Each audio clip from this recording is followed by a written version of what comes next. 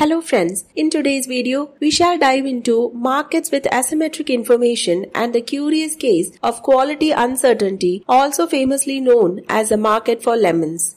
Suppose you buy a brand new car for $20,000, drive it just 100 miles and decide to put it up for sale. What price do you expect to get? Maybe $16,000? Hold on, this car is almost untouched, still smells new, and even has a transferable warranty. So why would its value drop by $4,000 just because it's second-hand? As a buyer, you might think, why is this car really up for sale? Did the owner change their mind, or is there something wrong with it? Is it a lemon? In the US, lemon is a term for something defective, and this is where the idea of the market for lemons kick in. The term was coined by George A. Akerlof in his groundbreaking 1970 paper titled The Market for Lemons, Quality Uncertainty and the Market Mechanism. It refers to situations where sellers know more about the quality of the product than buyers, creating what we call asymmetric information. This difference in knowledge can make you hesitant as a buyer to pay as much for a used car as you would for a brand new one. So when you don't want to pay a high price for a used car, that makes it hard for sellers of good quality used cars to get a fair deal. So eventually, only the low quality used cars stay in the market while the good ones disappear. That's the lemons problem. Bad products driving out the good ones. This problem doesn't just affect used cars. It also shows up in insurance, where people who know they are high risk are more likely to buy insurance, or in credit markets where lenders can't tell who will repay loans and who won't.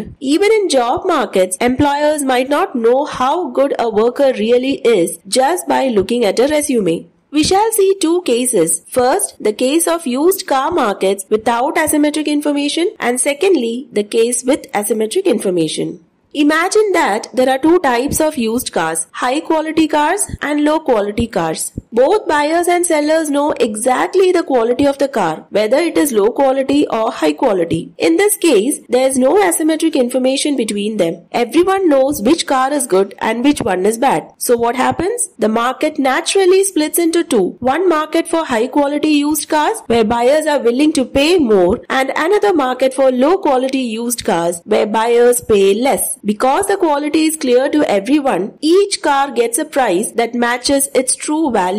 This can be represented using diagrams. In the diagram, panel A represents market for high quality used cars and panel B represents market for low quality used cars. The x-axis represents number of units of used cars and y-axis represents price per unit of a used car. DH and SH are the demand and supply curves of the high quality cars in panel A, and DL and SL are the demand and supply curves of the low quality used cars in panel B. For any given price, the supply curve of high quality cars SH lies to the left of SL, which is the supply curve of low quality used cars. This is because owners of high quality cars don't want to sell easily. They know their car is good, so they'll only sell it if they are offered a high price. That means fewer high quality cars are available at any given price, which shifts the supply curve to the left. Similarly, buyers prefer high quality cars too, right? So they are willing to pay more for them. This makes the demand curve for high quality cars DH higher than the demand for low quality used cars DL. In short, sellers of high quality cars want more money to sell their cars, and buyers are willing to pay more to purchase such high quality cars. That's how quality affects both supply and demand in the used car market. The demand and supply curves intersect in both markets, where the market price for high quality cars is $10,000 per car and for low quality cars is $5,000 per car. At these prices, 50,000 units of high quality and low quality used cars are sold. This is what happens when there is no asymmetric information, as both buyers and sellers know the quality of the car. However, when there is asymmetric information, buyers don't know if the car they are eyeing is in a good condition or not.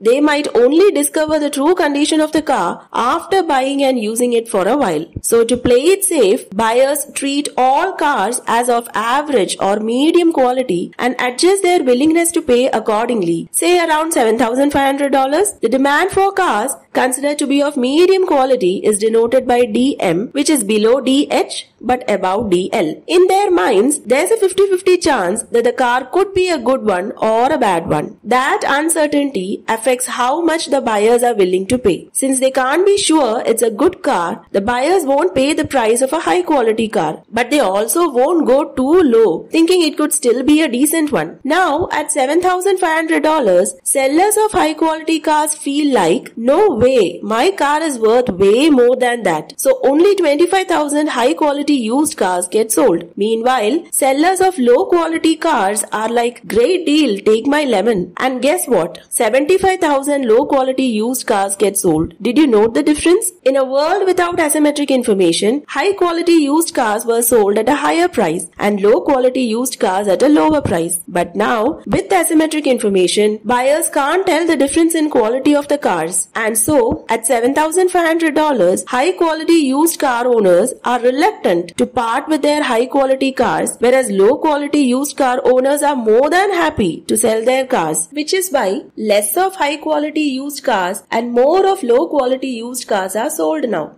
As more people buy cars, they begin to realize that most of the used cars are actually of low quality. Word of mouth spreads, of course. This makes buyers less confident and less willing to pay even $7,500. So, the perceived demand shifts further to the left to DLM, meaning buyers now value used cars even less. Because of this lower price, even fewer sellers of good quality cars are willing to sell, and more low quality cars flood the market. This cycle repeats. That is, buyer expectations fall, prices drop further, more low quality used cars enter the market, and fewer good quality cars stays in the market. Eventually, this continues until the market is filled only with low quality used cars. At that point, the price is too low to attract any high quality sellers, and buyers correctly believe that every used car is a lemon. As a result, the only relevant demand curve will be DL, where at $5,000, 50,000 low quality used cars and no high quality used cars are sold.